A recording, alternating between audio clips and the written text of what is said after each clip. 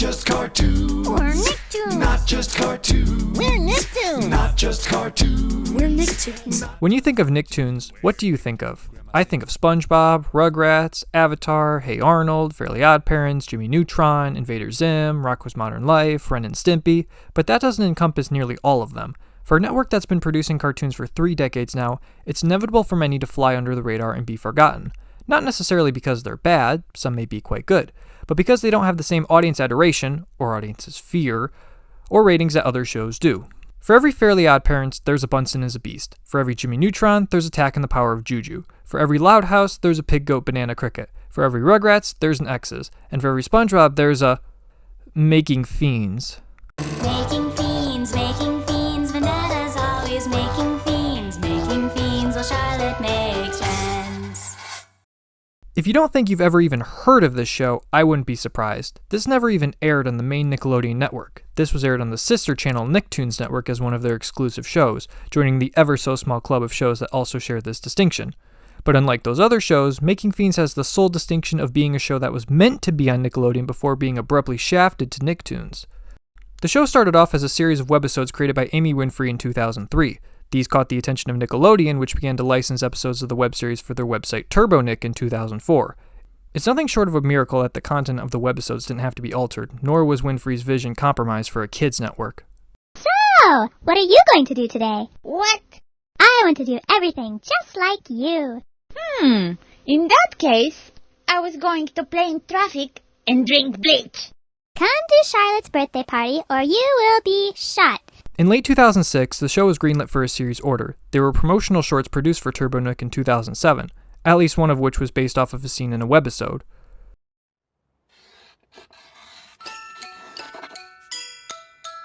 Pencils are the best! Number 2 pencil, you're my pointy friend.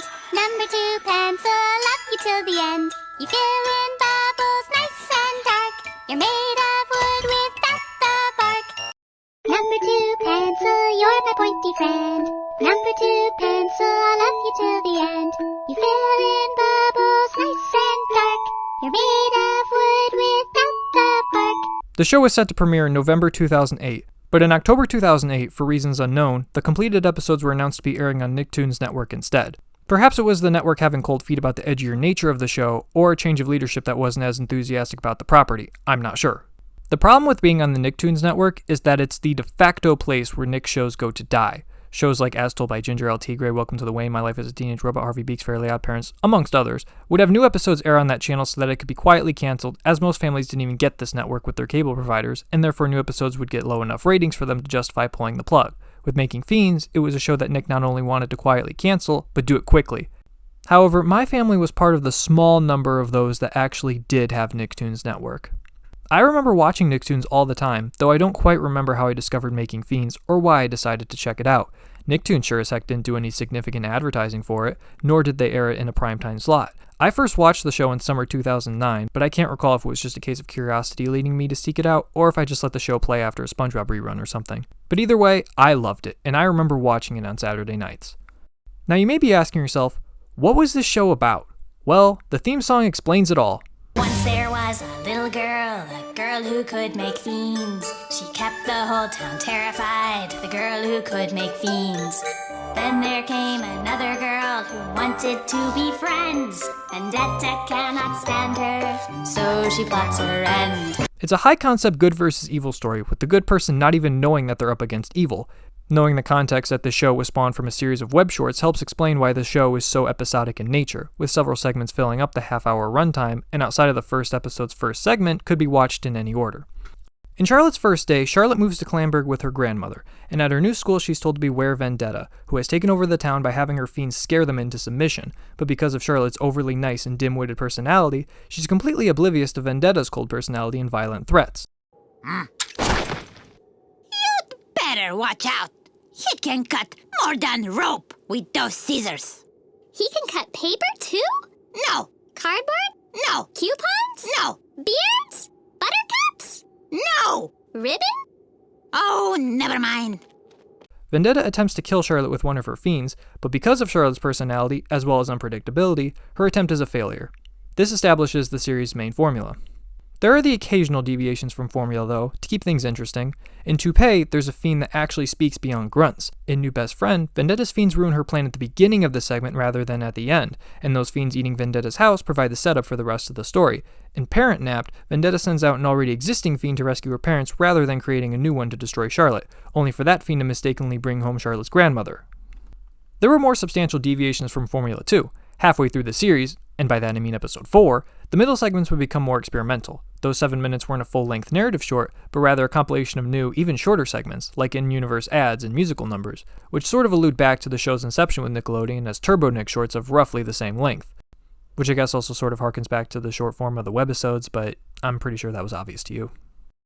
Some of the stories in the TV series, especially in the early episodes, are adapted from the original webisodes. I mean, Charlotte's First Day is essentially a refined beat-for-beat remake of webisodes 1 and 2. Hi, I'm... The new student. Yes, take a seat. No, you can't sit there. Huh? That's her chair. Hi, I'm... The new student. Yes, take a seat. No, you can't sit there. Huh? That's her chair. Here are some other examples.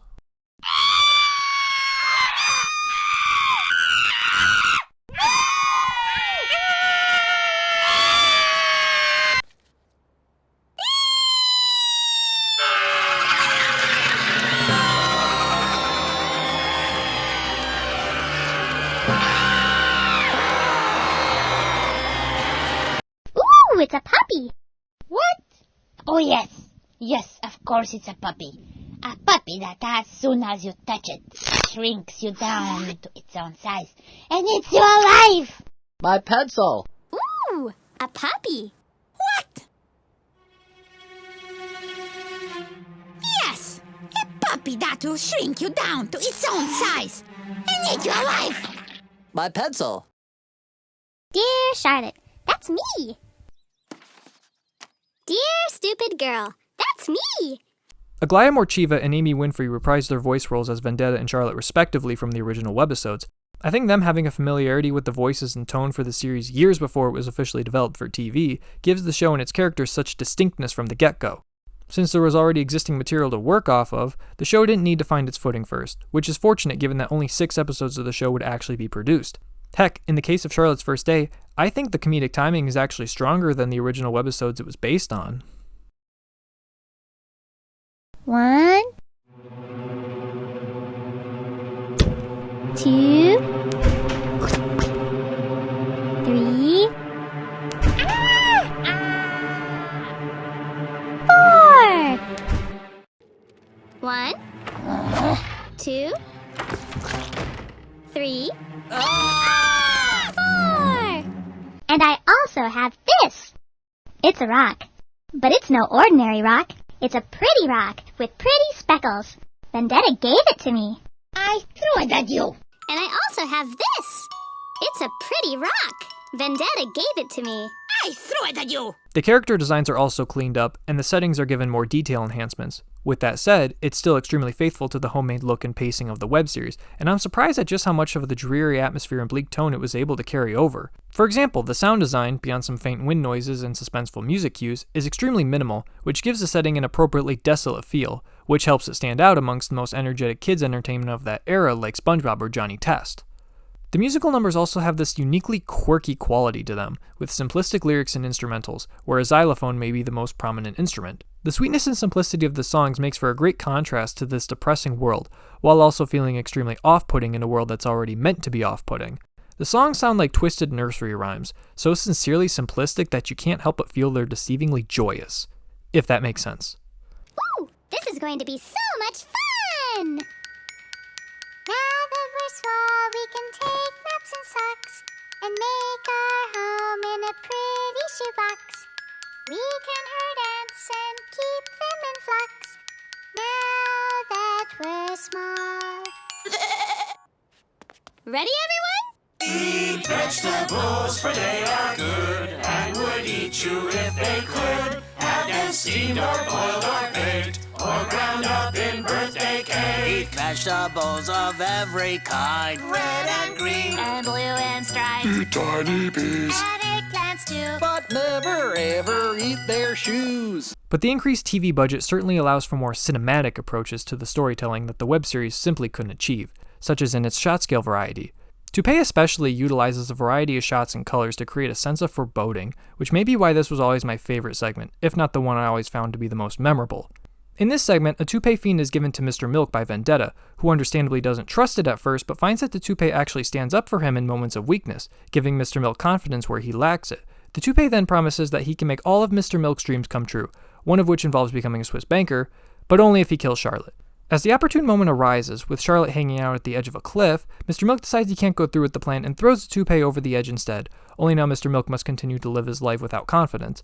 It's arguably the darkest episode of the entire show, with the shot perspectives and colors going a long way in creating that mood. Look at that blood red sky or that blood red sea. It's around this point where you may start to realize why Nick wouldn't want this on its main network anymore. And I'd be lying if I said I couldn't see why too. Why don't you pretend to be dead? Okay. That was satisfying. You are much better this way.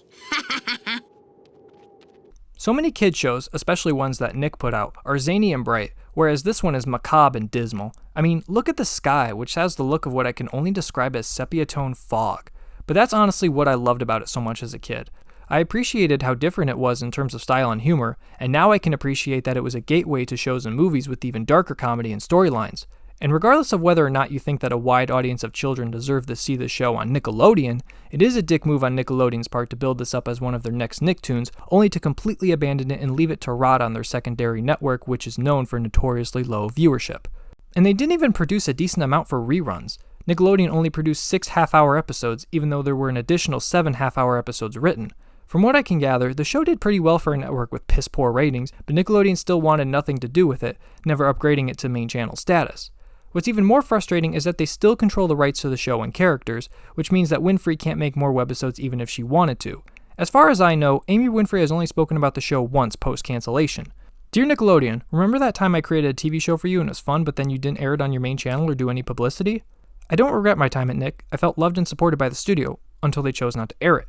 It's a real shame that Winfrey got screwed over as much as she did, but on the bright side, the show is still entertaining and maintains as much of its web series identity as it possibly could have given the circumstances. It has a tried and true formula that it wants to stick to, and the writing and humor is consistent for that dreary world. And for a show that's always set in gloomy Clamberg, never even differing it up once in a while like Tom and Jerry used to do, it's even more impressive that the show's crew pulled off a number of entertaining episodes. It's a lot like those Tom and Jerry or Looney Tunes shorts, although Making Fiends certainly puts more emphasis on the segment's storyline than its slapstick. Toupee may be the best segment story-wise, and is arguably the strongest one in all of the TV series, but if you're looking for the overall funniest episode, I would definitely say Parent Napped. Additional recommendations would include New Best Friend, Marvin the Middle Manager, and Dear Stupid Journal. I definitely recommend checking the show out, especially since it can be found in its entirety for free on YouTube in good quality.